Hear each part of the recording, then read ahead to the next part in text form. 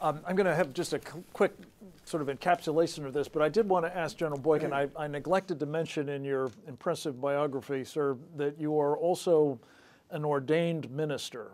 And I just wanted to ask you a question about one of the other vehicles that CAIR has used among other Muslim Brotherhood fronts quite successfully to try to advance its stealth jihad, its subversion of the United States, destroying Western civilization from within, is a practice that they've called interfaith dialogue.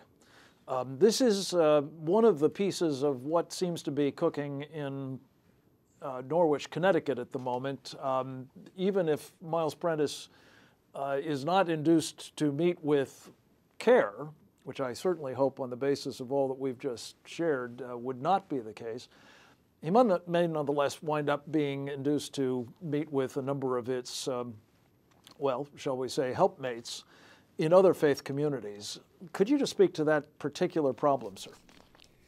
Yeah, I think many faithful and sincere Christians have been drawn into this concept of interfaith dialogue. But for those of you who are listening today and watching us, hear this if you don't hear anything about what I've said up to this point. It's a sham. It's a sham. It's a trick. You're being drawn into something that only benefits your opposition.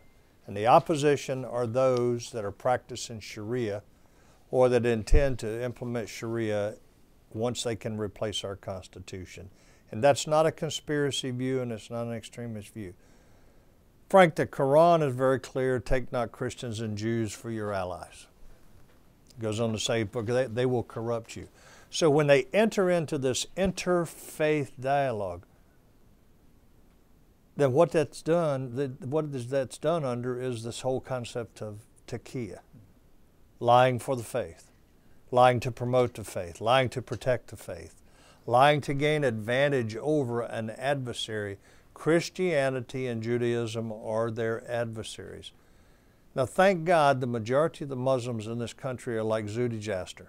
They don't want jihad. They actually want to live in a country that provides them with the freedoms that many of them did not have in the countries that they escaped from and came to this country.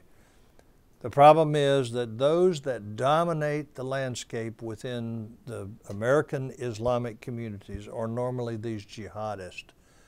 It's a trick, ladies and gentlemen. Don't get drawn into this interfaith dialogue.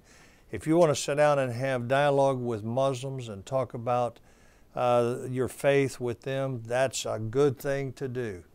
But don't get drawn into one of these things that's sponsored by the very groups that these two men to my left were talking about today. That's CAIR and all of the other front groups for the Muslim Brotherhood in this country. Amen.